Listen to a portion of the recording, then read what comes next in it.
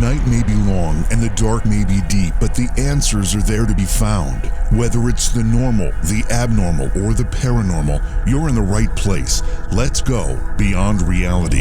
Welcome to the show. Actually, you should be welcoming me to the show.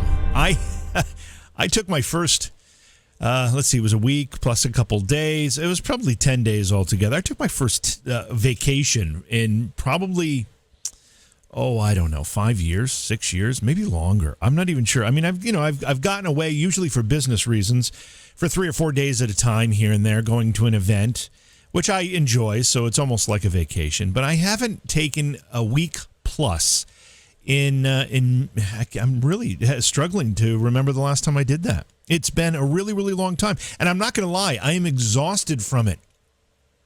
I am completely wiped out from my week's vacation, my 10 days, whatever it was. I apologize for not having shows last week. I frequently will have best ofs run, but I just decided, you know what? We're just going to take a pause. And that's what we did last week. So we're here back tonight to bring you, obviously, another great interview, great discussion. We're going to be talking with Jen Ward tonight. Jen is a dynamic healer, an executive coach, and a group facilitator. And she'll be talking about spiritual freedom technique. It's the SFT Lexicon. That's the name of her book. By the way, I've got the book here. This thing, this is like half a library. This is not just a book. This is some significantly detailed work. And we're going to get the nuts and bolts of it from Jen tonight. She'll tell us what it's all about. We'll be talking about past lives. We'll be talking about existing lives. We'll talk about mental, physical, emotional, and spiritual blockages we could be suffering from, how to overcome those, and actually find ways to realize our full potential in life. That's what we'll be talking about with Jen Ward tonight. So it'll be a great conversation. I do want to mention one other thing, because we are broadcasting here on YouTube. My other program that I have been doing here on YouTube, which most of you know, is a political program. While I was on vacation, I do that program with Britt Griffith. And again, most of you know that.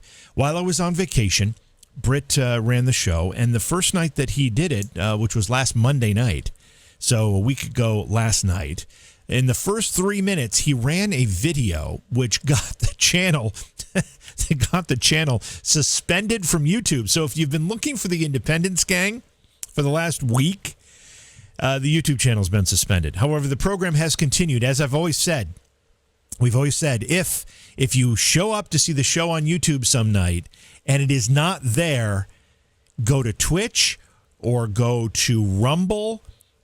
Or you can wait for the podcast the next day. But go to Twitch, Rumble, or the live stream backups for the Independence Gang, and you can await further instructions. Now, the show should be back live on YouTube Wednesday night. So that'll be tomorrow night, if our math is correct with this suspension. So we've gotten our first spanking from YouTube. What a joke, right? But we've gotten our first. And if it happens again within 90 days, then we get a 2-week suspension. If it happens again within another period of time, I'm not sure what the second period of time, then we actually get our account deleted.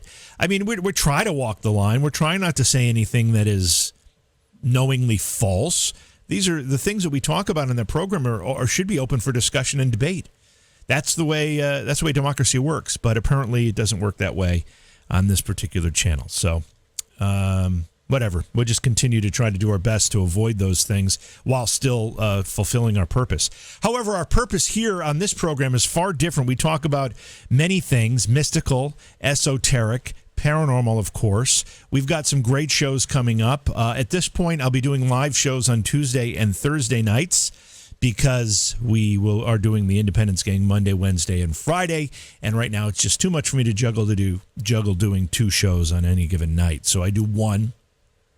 And that's how we're going to be moving forward. Fiddy, I see you're questioning where everybody is. You know, we haven't been on in a while. It'll take a few minutes for people to file in. Got to just relax, my friend. Got to relax.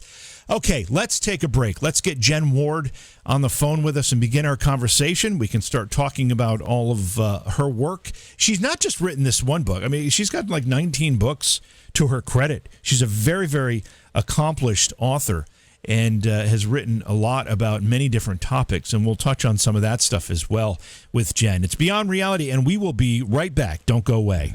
Hey, it's JV here. You know I've asked for your support in the past, and I'm going to do it again because it's really, really important. And there are a couple of ways you can support the show, and it's so inexpensive. Now, you can go to Patreon, and you can become a Patreon supporter, and we really, really encourage that. But there's also another way. If you look at the description of the podcast, if you're a podcast listener, and you scroll down to the bottom, there's a way to support the show directly through the podcast app. And it's only 99 cents a month. It's less than $1. You probably have that change in your couch right now. That $1 a month, less than $1, goes a long way in helping us produce this program, provide great interviews for you during the course of the week. I thank you in advance because the support is so important to the program. All right, welcome back to the program. It's Beyond Reality. Don't forget, we've got some great shows coming up, and we're going to be talking about things like ghosts and Bigfoot. There's been a bunch of Bigfoot sightings recently that have a lot of people scratching their heads. So we'll be talking about that a little bit. Of course, there's always UFO conversation in our future. A lot of great stuff. But tonight we're going to be talking with Jen Ward. Jen is a dynamic healer, an executive coach, and a group facilitator. We're going to be talking specifically about SFT, that is Spiritual Freedom Technique. She's got a book out called the SFT Lexicon. I'm holding it in my hands. Jen, this is a heck of a book. It's kind of heavy. I could actually do my workout with this book. This is a heck of a piece of work. Welcome to the show. Thank you, Davey. Nice to be here. It is. Thanks for having me. Yeah, it's great to have you on. Since it's the first time you've been on the show with us, I'd love to learn a little bit more about you. How'd you get involved in all this? Oh, I'm just one of those pathetic people. I've had a very abusive lifetime, and I just had a great imagination and these great sensitivities where I had nowhere to go but inwardly because nobody wanted to deal with me on the outside, right? A youngest of 10, alcoholics, abusive, and so I had to go within just to have any normalcy at all, if that makes sense. It makes a lot of sense. Sounds kind of tragic in a way, which I'm sure you'd agree with. Oh, I love that it's tragic because you know what? A lot of people live in tragedy and they think they're alone. So it's time to get them out of the closet. Embrace your differences, embrace your story. Everyone's got one. Yeah, but the way you just described that and the way you told that little bit of your story there, I'm sure there are a lot of people thinking, wow, I kind of feel that way. I kind of feel like the only place I can turn is to within myself. Without getting too personal, Jen, because I don't want to, drag up any skeletons that you don't want to talk about, but were these family issues that you were dealing with? Was it family while you were a child? Give us a sense of how this developed in your life. Well, actually, it was a whole life. So I'm the youngest of 10 in a Catholic family. My mother didn't want to have children anymore. Mm-hmm. I was her worst nightmare as giving birth. So she tried to abort me or put me to death, and all the time I was gestating, she was trying to figure out how to get rid of me. And so on the night I was born, she was drunk as a skunk, and she was screaming how much she hated me, and she cursed me. And oh wow! Yeah, so that was a great introduction. Yeah, what a way to start! What a way to start! No, but it actually does work out well because I have the strength that I. Of the resistance, if someone doesn't like me, that's just another day at home for me. So yeah, right. I mean, you learn how to be strong against that. Especially when it starts from the very first breath you take, you kind of learn how to be strong against that, don't you? Absolutely, and you know what? People out there have strengths that they don't even realize they have until they're tested and stuff. So people have to realize that they're not being victimized in the ways they think they are. They're actually being blessed with this sensitivity and this strength that is beyond compare. So they need to embrace that more. I think that's such an important point. I don't know if you heard the introduction to the program, but I also do a political show. And a lot of times when I talk about politics on the other show, there's a lot of victimhood that people are raising throughout the country, everywhere in everyday life. And I keep, and some of it's very legitimate, but in other cases I keep thinking, you know what? Everybody's had adversity in their life in some form or another. And generally, if you instead of looking for excuses for that adversity. If you face it and learn how to become stronger from it, it makes you a better person ultimately. So much success and so much achievement has come from people overcoming adversity. Absolutely. And to be honest with you, I love it when I'm wrong because I don't want to be burdened with having the absolute truth out there, and that that's a heavy burden for people. So when they think that they have the absolute truth, that's a heavy weight to carry. So when someone proves me wrong, it's relief to me. Like, thank goodness I don't have to carry that truth myself. Let me take you back again to your childhood. Did you obviously you told us a story that was in some ways very terrible about your mother's feelings about you as she was pregnant for you and as she brought you into the world. But did you ever develop a healthy relationship with your mother? No, I was never loved as a child. I never had close contact. I actually have a flat spot on the back of my head where I laid against the headboard as a baby, and it just formed against the headboard. Yeah. What do you think in retrospect? Now you work with energy. You're a healer in many ways, both mentally and emotionally, and all of these things. When you look back on maybe your time in the womb, that negative energy that your mother had during that time, do you think that affected you while you were in the womb? Well, yeah. I mean, of course, it does affect you when you're in the womb, but. So the thing is like, that doesn't even matter. I have the perfect mother for my purpose in this lifetime. So I don't like dwell on that. I mean, there is a lot of post-traumatic stress about growing up, and as a matter of fact, I have nightmares.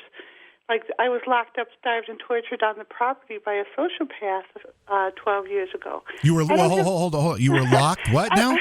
Yeah, so I don't have nightmares about that, though. I have nightmares about the siblings and being around relatives, so that puts that in perspective for me. Did you say you were locked up in an upstairs and tortured? No, starved and tortured. No, in a basement. Oh, in a basement. Were you a captive? What? Yeah, I had Stockholm syndrome with this guy. So, oh my goodness. Yep. And it was training for what I do. I've learned to have compassion for anyone from any walk of life. And I was sensory deprived there. I couldn't, watch TV, read newspapers, talk to anyone, whatever. So I really developed more sensitivities, even greater than I already had. So it was great training for what I do now. Well, your outlook and your the way you look at your past and you paint. I mean, I hear these things and the audience hears these things and they think how horrible, and yet you talk about them as though they're an asset and an experience in education. What a tremendous outlook you have on things. Well, you know what? When I first started sharing, ways to help people, like on social media or whatever, because I do have these innate talents that maybe other people don't have. I would get challenged by these people, and they would think that, well, you couldn't possibly know what I've been through. And then, so I realized I had to tell my story, so they didn't think that they had me bested, and it shouldn't have to be a contest on who's got the worst life. But once they realized what I had been through, they didn't have to try to best me, and they couldn't play the victim with me. Wow. No one can play the victim with me. Yeah, so you looked at your life experience. You saw other people in need and other people that might need a bit of a, if not help, maybe even a bit of a wake-up call, as you kind of explained it there. And you decided to help them. At what point did that turnabout happen for you? So when I came back from the property, I thought I was a retarded boy. I was so brainwashed, and I was I almost died there. So I was really weak, and I was really naive, and my brain had suffered. I hadn't eaten a lot of food in a year, so I just was in so much pain. But I still had this ability to help people, and so I went to a family picnic, and I helped this nephew who is really savvy in business. And I made him cry, and he's not the type of person to cry. And I could empathize with what he was going through where nobody else would because he didn't talk about it. But I knew what he was going through because I can just see it and I can sense it with my, subtle senses. And he actually cried. And after that, him and his business people made a website for me so I could reach out to other people, taught me how to tweet. They actually had to teach me. And then I helped a celebrity find her lost dog, Mariel Hemingway, and then I got a lot of followers on Twitter. But then I used that for therapy. I would just help people. I would just send out positive tweets and messages and make people feel better, and that was my therapy. And it's just continued to this day. You talk about these senses, and you've mentioned it a few times, senses that you have that most people don't have. Are these would you consider them to be psychic or spiritual sensitivities? Well, I don't call myself psychic or clairvoyant or medium. I do all those things, but I think everybody does have those senses. They just haven't been trained in it. So you even have them. Like, you're a bullshit artist, right? You can tell when someone's BSing you, right? Generally, yeah. Okay, so that's a subtle sense. You're not, seeing it, you're not touching it, you're not tasting it, but you still have this knowingness. And you get gut feelings about things, right? Sure. You get like red flags about things. That's all your subtle senses. So part of what I like to do is to articulate what the subtle senses are like, so people can explore it for themselves, so they're not at the mercy of people who are trying to shake them down, like unethical psychics or whatever. They can do that stuff for themselves in lots of cases. So you help people. By the way, I should mention your website is Genuine Healing, and genuine is a play off of your name. It's Jen as in Jen Ward. Genuine Healing, which is rather clever. But you describe yourself as a healer, but not just any healer. You're a dynamic healer. What is dynamic healing? Well, I started saying it tongue in cheek. You know what I mean? Because I was trained to put myself down, to make fun of myself. I was smart enough to know that other people were going to put me down because that was my role in the family. And so I started to realize how sensitive I was in energy when I stopped putting myself down. And it's a hard habit to break because that was a survival skill. Sure. Right? Yeah. So what I had to do is do tongue in cheek, and I'd say I'm a dynamic healer because I didn't really believe it, but then I grew into it and stuff, and people are actually getting rid of their issues using the SFT protocol and my help in lots of ways because I'm so sensitive I can perceive stagnant energy in someone. It's almost like, you know how you're like if there's smoke in a room and it's really stuffy and you can't breathe? Mm-hmm. That's how I feel another person's energy when they have stagnant energy. And I do medical intuitive, so I can go and see into their body where there's blockages and help release them because I can move energy with my intentions. I don't think other people think it's fabulous, but I think it came from having such low self-esteem that if anybody came to me and wanted help, I wanted to do anything I could to help them. And I basically did that. So there were times when I was younger when someone would call me, and I don't know how they knew that I could do this or whatever, but they said they didn't want to go to the emergency room. It was the middle of the night. They were having diverticulosis, which is bleeding from the rectum that wouldn't stop, or my someone close to me was having a stroke at one time, and he intuitively knew to call me. Wow. So I make these sounds, which is like converting their pain to a different form of energy, which is sound energy, and releasing it. And so this person who was having a stroke, I was making these noises and stuff, and I was about to take it all away, and something in my mind, like the spirit guides or the guides that I use, said, don't take it all away. He needs this lesson. So, and I didn't even know what was happening. You know, I knew I was talking to something, but I just, it was just instinct as well.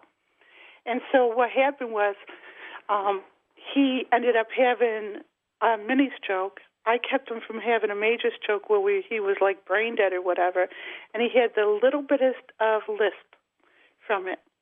and that was all he had. But he needed that little list for humility or something. So they made me stop. Yeah. So I have so many questions about that. So I noted in the information we have and the research we did on your work that you say you work with adepts. Now let's talk about them for a second. But when you say they and you're talking about spirit guides, are they the same thing as the adepts? The adepts. Okay. Yeah. Tell us what they are. They don't lead with personality because, like, people know spirit guides, and then they want to know, St. Michael or this one or that one. And as soon as they start naming it and worshiping it, it becomes bastardized, and it becomes an ego thing, and they start to worship this thing, this person. And the adepts are like, don't want their personalities to get involved. They just silently work with people.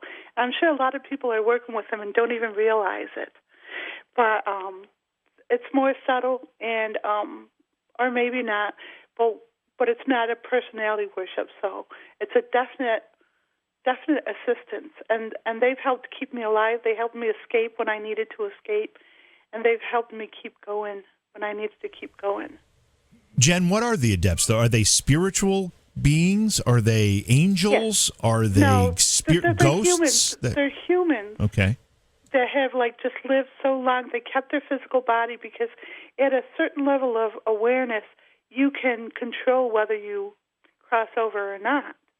I mean, you figure everything out, and trust me, it's possible to figure out a lot of this stuff and to manipulate body functions and such. So they decided to stick around in the physical form, and they have a lot of the abilities that an angel would have, like they can bilocate or, be present when they're not present, So, but are they in physical form when you work with them, when they help you? No, they don't come to me in physical. Okay. I've only had them come to me in physical form a couple times. I see. And one time when I was learning massage in my own massage room, one of the adepts, Chinese master, came into my room and I was doing craniosacral with this person, and he came to the other end of the body and was teaching me in energy how to do healing.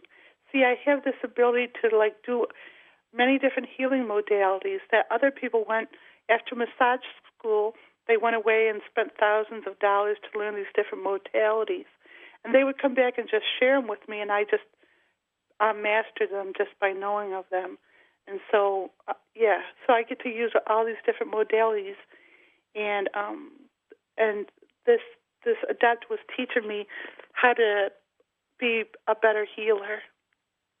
How long have you been aware of them in your life? How long have you known? I mean, I'll ask part B in a second. But how long have you been aware of their role in your life? Well, I knew them as a child, but I didn't know who they were. So I had we have established that I have a horrific childhood. But when there was a lot of trauma, they would come to me and they would calm me. So one night, my mother's lover's son was torturing me with teasing me, saying, because we lived really poor in the house, we only had a space heater to heat it. And he goes, this house is so dry, if this space heater knocks over, this house is going to go up in a second and everyone's going to die. And he terrified me, right? I was only 9. Yeah. And so I'm laying in bed, really scared and stuff, and then the adepts came through and said, don't be silly, we didn't bring you here, you didn't come here just to go out like that. You got a lot of work to do this lifetime. And don't worry about that. And they comforted me in that way. So it seems like your life and your course, your path through life, was a bit predetermined based on what you just told us. But I didn't know it at the time. Sure, you didn't, yeah. How many people out there's life is predetermined, and they don't know until hindsight. Right. So what I was on the property with this psychopath, I don't know the difference. He would send me through this routine of berating me and humiliating me and all these things, and I was talking in my head, and something was telling me I had to stay, and that I was going to be world renowned one day. And back then I didn't have any writings. I didn't have any protocol. I didn't even know I could do such healing and stuff. I only had a little hint of it.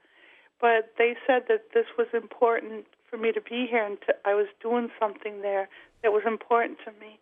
And actually, while I was on the property that year, I went through the process of enlightenment, which is a real thing, by the way. It's a three-day formula thing where you see what humans do is wrong as far as when they want awareness.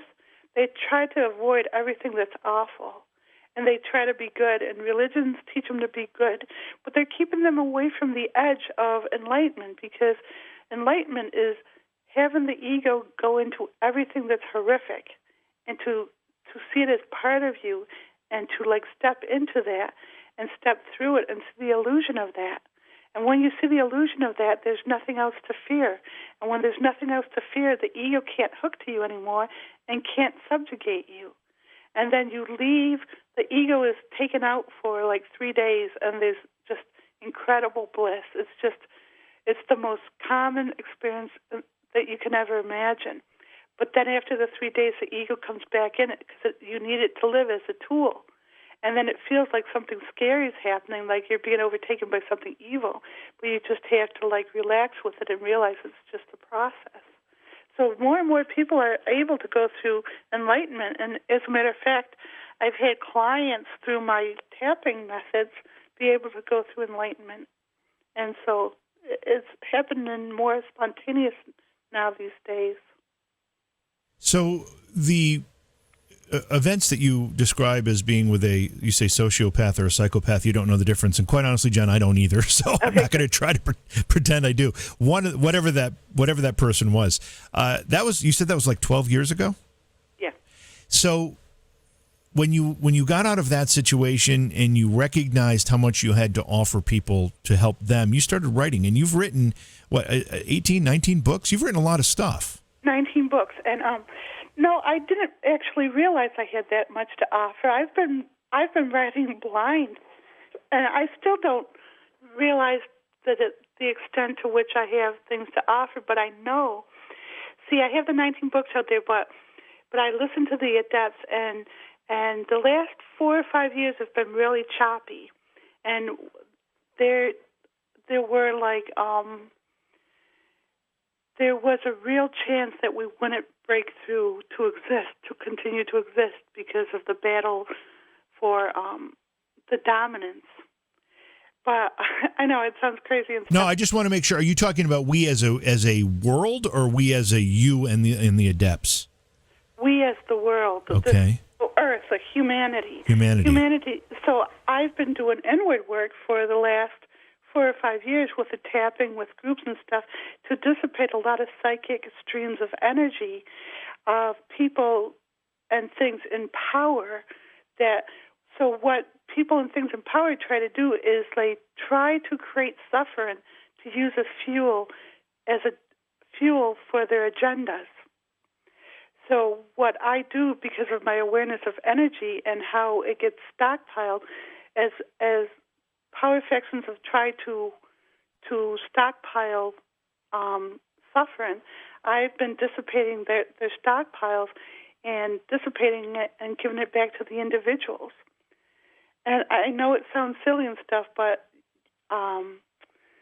the work I do is, I actually wrote a book called The Turning Point, which was all the taps I've put out there in 1 year.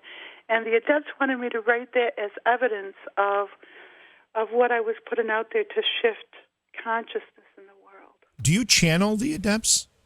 No, I don't need to. You don't need to? No, and you know what? There's a lot of people who like think that they channel, but they just don't have the self-confidence to realize that they're tapping into direct knowingness. So it's almost like channeling as a crutch to not realize how dynamic they are themselves. Right. So that's another thing I like to do is empower individuals. Usually when you get someone on the planet who has an awareness, and so I might have an awareness that other people might have, they try to leverage that for personal power. But the beauty of myself and being in a female body is I don't collect power from what I do. I actually use my talents in an altruistic way to help all individuals all over the world get their empowerment back. And this is kind of a little evidence of it when you see all these people in all these countries being able to protest. Why weren't they able to protest years before this and stuff? Because they're actually getting some of their individuality and their energy back from the work that me and some of the people who do the tapping for humanity do. I feel a little bit naive when asking this next question, but you talk about being the reincarnation of Madame Blavatsky. I don't know who Madame Blavatsky is, but I know I've heard the name. I know. She's the one who started the spiritualist movement in the 1800s. Okay. So back then I was trying to empower women in a different way using the spiritualist movement. And I also started the Theosophy group. But what happened then is, my work got bastardized and contaminated. And actually, Hitler used Madame Blavatsky's work to gain awareness, That's which right. was like, I know. So part of a lot of the work I do is cleaning up that mess. So I'm doing energy work this lifetime to clean up the power mongers because I set that in motion by giving out too much truth when it was used wrong. That's one thing I got from that lifetime. Another thing is I set up the Theosophy movement and they kicked me out. Now, when you kick out the someone who starts something like that, you remove the heart of it, and that's why it became such a mental group. So because I started a group in that lifetime, and I saw how badly that ended up going, as far as like it's not taking people to enlightenment, it's only taking them to the mental realms. I learned my lesson to not form a group in this lifetime. My intentions in this lifetime are to actually focus on the individuals and empower all individuals one by one, not in a group consciousness. Because I've relatively recently, this lifetime, realized that all groups are energetic Ponzi schemes, if you think about it. So you give your energy to this group and you're promised all these things, riches, and then you don't get a return, but the group gets more stronger and you just stay the same unless, you make us think about it. So it's the same thing as a money Ponzi scheme. A lot of people have some bit of knowledge of past lives and connections with people, historical figures, and we talk about it a lot. But a lot of them are a bit uncertain about it. But you're completely convinced and very certain that you have this connection, right? And oh my gosh, what makes you so certain? Because I look just like her. So I was told I was her when I was much younger, and I saw her, and she's got bulgy eyes. She's overweight. She's like. She looks like my sister and her daughter, but she didn't look like me. I was in denial and stuff. So comes like a few years later, I didn't want to believe I was her because she was so homely. So I had her book, and I held it up to my face, her profile, next to my profile, and we looked like the splitting image of each other. And then my writing is a lot like hers, and there's other coincidence, like her first book was published in my hometown, Rochester, New York. Oh, wow. And she talks about Rochester, New York, in her book, first edition of her first book, being a floodgate of higher consciousness pouring into the physical world. And she talked about tapping. She called it rapping, but she was talking about what I was doing now in the future. So she left breadcrumbs for me in that way. Now, since then I've met my soulmate, and I'm moving to Wodonga, Australia. Oh man! Wow. I know, and she talked about how special Australia was, and it was the site of Lemuria, which I don't. And then people refute that and stuff, but then through some other channelings, they said there's going to be a Lemuria too, and it's like I've had this dream of opening up a healing center where I meld my healing abilities with the trees, and I was going to start that here in Rochester, New York, and just about that time when I was about to get that property, I met my soulmate he came to me as a client, and he had a similar dream of starting this community that was sustainable and gave back to nature and whatever. So we held the same vision, only we each held a half of the vision. So we realized that we were going to come together, and then it naturally progressed that I would move to Australia and we create the spiritual city together. Is your soulmate from Australia? Is that why? Yes. Okay. Yeah. I have to tell you, I'm in upstate New York as well. I'm in Cooperstown, New York. It's only a few hours from Rochester. I've spent a significant amount of time in Rochester. In fact, I produced and hosted an event in Rochester in the what the heck was the name of the hotel? It was like the Downtown Riverside Hotel. They just tore it down, didn't they? I don't think so. I think it's still there. They might be turning it into college campuses or something, but okay. Last I knew it was still there. Well, all I know is when I showed up to have the event there, now I'd been planning this for over a year, and I show up to have the event there, and the hotel tells me they're shutting down. We're the last group of people that will be in the hotel, and they're going to be shutting down. Therefore, the hotel bar and restaurant were closed. Wow. The rooms were in shambles. The place was a mess. It was not a particularly pleasant experience. But no. Yeah. Downtown Rochester is not the way you would go. All of the things move out into the suburbs. Yeah. But Rochester's a really neat city, though. I like it a lot. There's a section there where what's Eastman's house is, and that whole area, whatever that is. I can't remember the name of it, but it's so beautiful. The homes are gorgeous. Yeah, the East Avenue, that's like a couple miles from where I live. Yeah, it's beautiful there. And by the way, anybody who doesn't know who I'm talking about when I say Eastman, George Eastman was the founder of Kodak, and Kodak was founded in Rochester. So I want to talk a little bit about the Akashic Records. Another thing we hear frequently, when we talk to people who are psychics or other type of spiritualists, they often refer to the Akashic Records. You talk about them. One of your skills is that you can read them. What are they? Why are they important? And do you need some kind of special skill to be able to get information out of the Akashic Records? No, everybody's a compilation of their Akashic Records.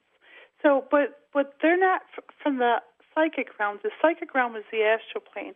The Akashic Records are on the next level of consciousness, more refined vibratory rate, the causal plane. And if you can tell when you're having dreams on the causal plane and not the astral plane, is you'll have like pictures or different eras in history, or these Akashic Records show up as photographs or catalog cards. So that's the symbol of them. If anybody's having dreams of those, they're visiting their Akashic Records. And so what they are is all the images of your past, present, and future.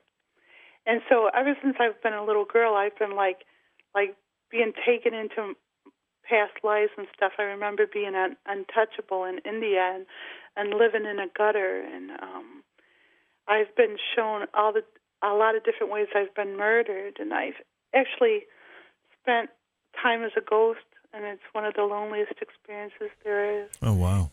Yeah, and so when, and I'm so sensitive to energy, when someone calls me for a private session, I still do private sessions, which are amazing.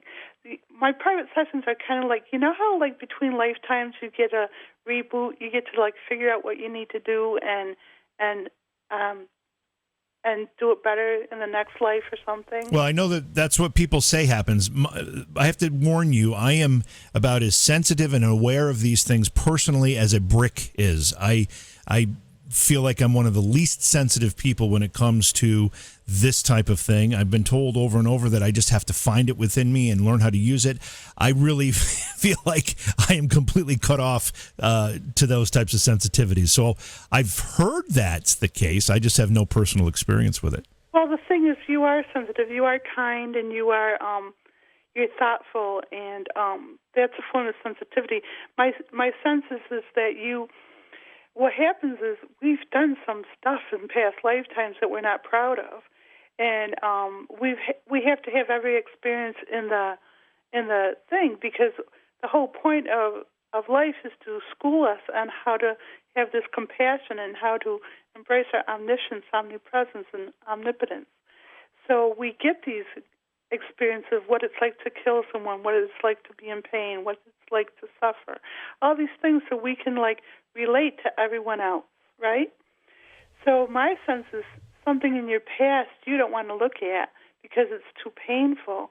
So you think that you're not sensitive, but you're probably very sensitive, and you just can't consciously deal with the pain. But the beauty of the SFT lexicon book and the tapping protocols is you don't have to relive the pain. You don't even have to feel it. You can just get a sense of what you want to release, and then the taps all end with "in all moments." So if you're feeling pain in this lifetime, it's most likely something that has happened in a past lifetime, and you're reliving it because you've created these hiccups, these patterns in your energy field. So when you release the patterns in the present lifetime, you're also releasing it in the past. But the beauty of what I do is I'm able to go into that past lifetime, that core issue of when things were happening, and release it from that lifetime, which makes it more powerful to release it in this lifetime. Let's talk a little bit about male and female energy. You touched on it a little bit earlier in our conversation, but you say it's very, very important. What's the significance of male and female energy in relationship to what we're talking about right now? Okay, so most people on the planet are in male energy now, even women. So the problem is male energy and female energy have different strengths. Male energy is goal-oriented. It wants to hit the target. It wants to be first. It wants to be better. It wants to be the best. Female energy, she, and I say he and she, but it's everyone has male and female energy. Right. Female energy is more expansive, more creative. It sees the overview. It's more of your wisdom and stuff. It takes everyone into consideration. It wants to love everybody and not just, it doesn't need to be the best. It feels the pain of others, so I would much prefer to take the pain than to experience someone else being in pain. It's much easier to take it on. And that's what female energy. Now, male energy would be much better best to everybody because that's its nature. So when you balance these things out, you have the strength of male energy and you have the strength of female energy working together. That's where you get your wisdom, your compassion, your kindness, and your abilities to lead as well. When clients contact you and you employ SFT, what types of things are they facing? What problems in their lives are they encountering that makes them connect with you that you can help them with? Well, these days, a lot of people who come to me these days they just hear my voice and they just, and I've heard this ever since I was just started my massage therapy thing, is they were meditating or praying or whatever they do, and the God or whoever they talk to told them to come see me that I could help them. So I get that a lot. I actually end up going into people say that I give them healings in the dream state, which I'm happy to do, but I think, these healing energies can take any form, and if it has to be me for them, that's fine. I'm not taking credit for it. But people come to me, and actually just using the book, I've had this woman in one of my workshops say, I was born with asthma. I've had asthma all my life, and I did a set of the taps that you put in the book, and now I don't even need an inhaler, and it's really humid. I usually depend on the inhaler, but I don't need it at all. So thank you. You've used the word tapping. You said it was rapping at one point. It's now tapping. But there are people that don't really understand what you're talking about when you use that word. Okay, so tapping is literally tapping on the top of your head and your chest and your abdomen. So it's like people who use affirmations. Either some people can use affirmations when they work, and some people can't. I can't use affirmations because if I say I'm a size 3, my body, my ego is going to say you've never been a size 3. You're ridiculous, and it would taunt me, right? So what the tapping does is you say these firm, strong statements that I help people formulate with the books, or I have them in the books. And you say them 3 times. We'll tap on the top of your head. And what that does is that it disarms the ego, and it puts that intention at the top of the list of what to manifest. Now, humans manifest everything that they program themselves to manifest, they do. The problem is humans manifest negative things by default because they don't realize their own power. So the tapping taps into their own empowerment that they're not using right now and is actually retraining people to realize what empowered beings they are when they see the results of everything that they're tapping. And people are using these taps to really change their lives and change their own consciousness. So the tapping on the head programs it into the mind, which is a 3D printer to manifest. Tapping on the chest sets it in the body so it manifests. And then tapping on the abdomen prevents the issue, which is stagnant energy, from scurrying or moving around in the body and like hiding dormant in the pelvic area or some parts of the body where you don't want it to be. And so are they repeating the same series of words in all 3 locations when they tap? Yes. So they say one statement 5 times, 3 times on the head, once on the chest, and once on the abdomen. Give us an example of the type of statement that you would advise somebody to employ. Okay. And I use we, not I, because I found out the word I is almost like it summons the ego. Almost like, the series for a computer, you ask it a question and it turns on and answers you. Mm-hmm. The word I is just like that of the body. If you say I, the ego perks up and it activates, and then you're working against it. So I use the word we so you don't activate the ego in the same way. And everyone has spirit guides and helpers to do the taps. So here's a really simple one. We release being angry in all moments. And so you would say that 3 times. We release being angry in all moments 3 times. And then on the chest, release being angry. And then in the abdomen, we release being angry. Now, on my website, genuinehealing.com, there is a SFT worksheet called the Energetic Cleanse. And it's a series of taps where you use them like a Mad Lib, like we're using the word anger. So it's like 25 taps. You would put the word anger in every single one of those sentences and then say each sentence 5 times, 3 on the head, once on the chest, once on the abdomen. Do the whole series of taps. And then you dissipate your karmic connection with that issue. So it's like all energy pulls, which are vivaxes between you and anger, all agreements to be angry, all contracts, all karmic contracts or ties with being angry, all portals to anger, you're closing off. So there's a whole series that the adepts have painstakingly taken me through to cleanse any aspect of the issue from the body. When somebody contacts you for help, how can you determine what help is appropriate for them, particularly when it comes to the tapping protocol? What do you do with them to figure out what might be their inner problem or what's blocking them from progressing?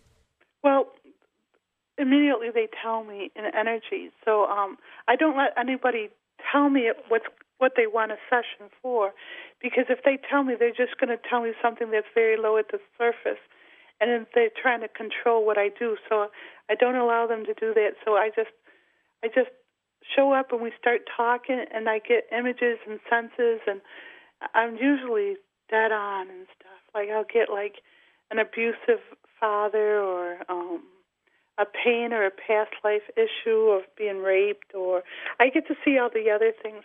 Like one woman came to me and she had neck issues, and I saw her past lifetime. She was this regal queen, and she had to and she was going to her execution, and she was beheaded. Ooh.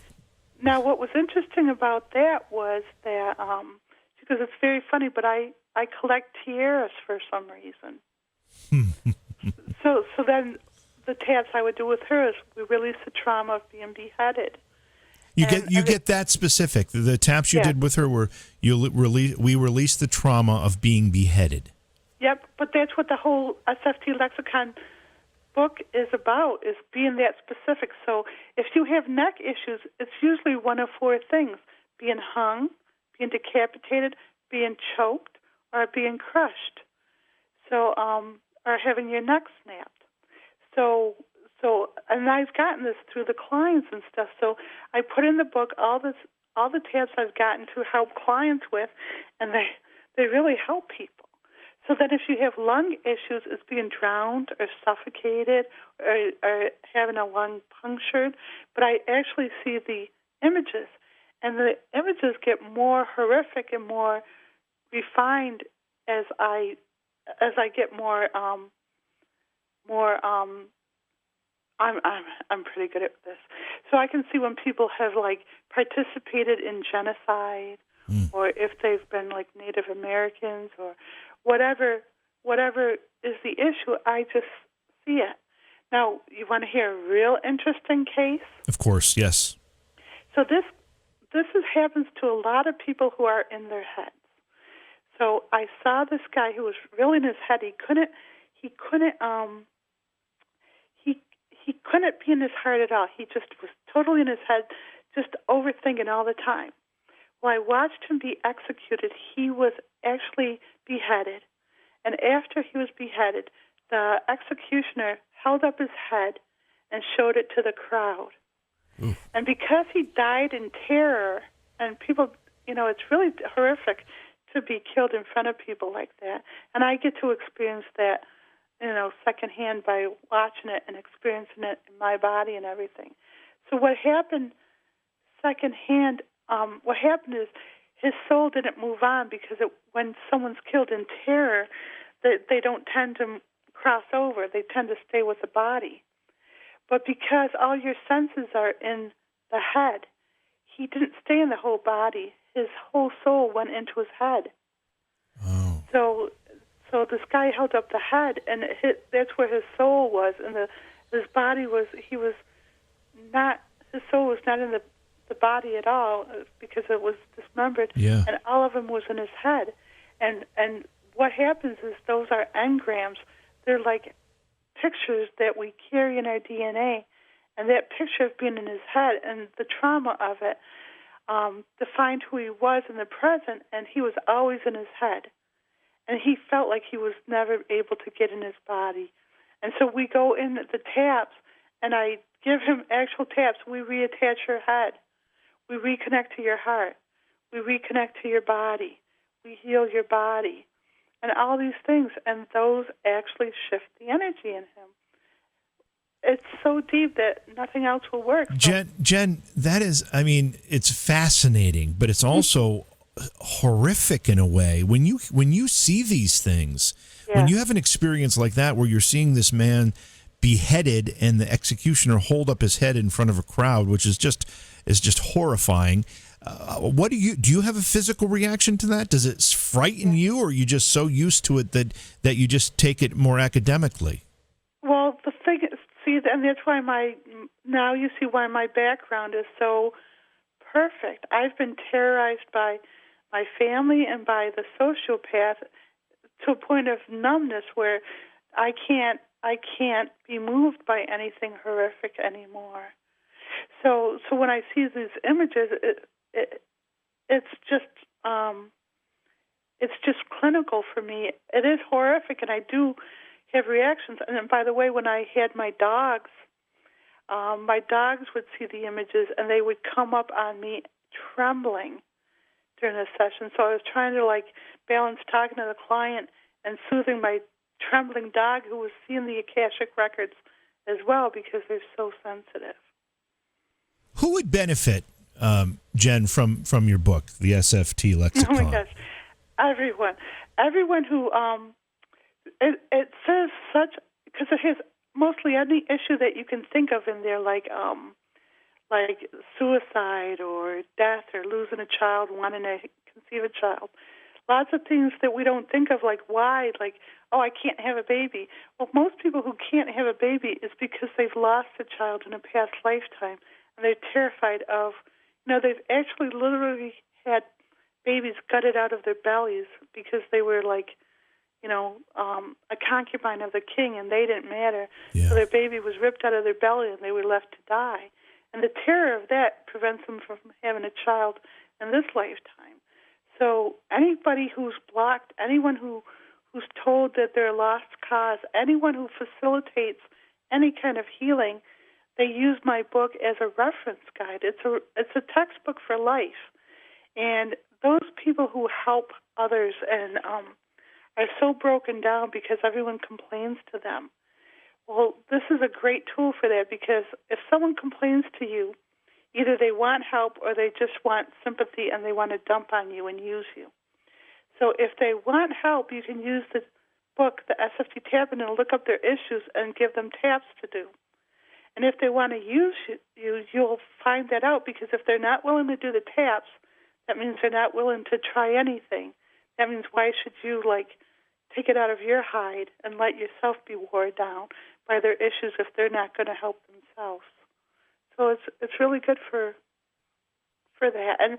And we've been trained just to be so careless in energy and just to use each other and dump on each other, that something like this is really neat to hold people accountable for their own issues.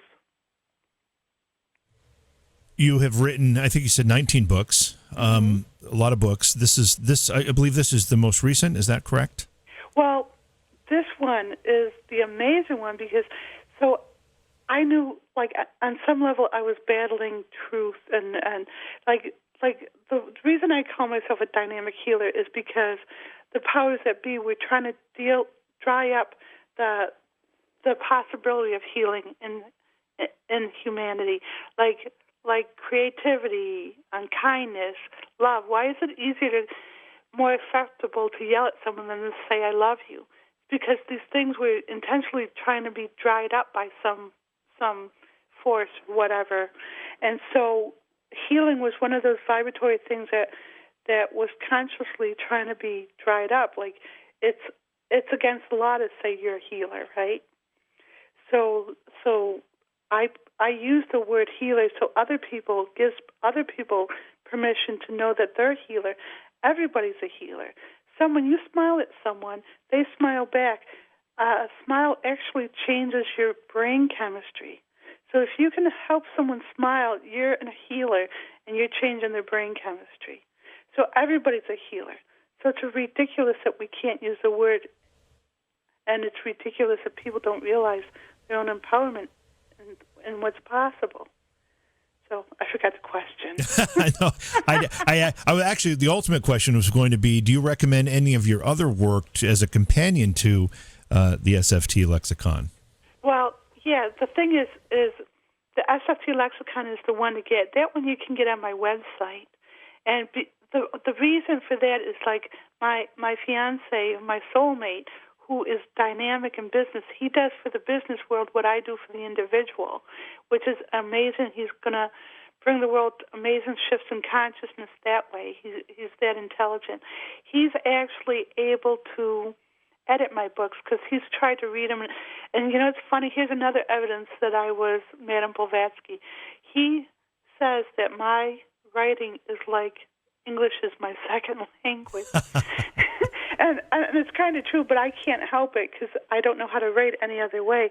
So he's edited all the books to make them really digestible to anyone, not just someone who can, follow with me. Because you might pick up that my thoughts are all over the place because my consciousness is kind of expansive and it takes everything in. So it's hard for people to follow along sometimes. And you're doing a great job, Javy.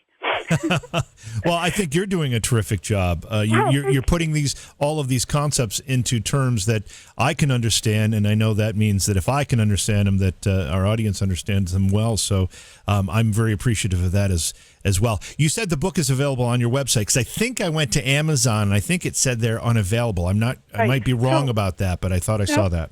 No, that's true. So that's the thing. We have 19 books on. We had 19 books on Amazon, and when these writers put their books up, they don't make any money, so it's going to a third party. So right. Part of the things we do is these subtle healings, and we want to shift that. So when I write a book, that's my experience. That I've worked for that. Sure. And anyone else who's written a book. So if they give it to Amazon, they're diluting their effectiveness because they're not getting compensated for it. So as we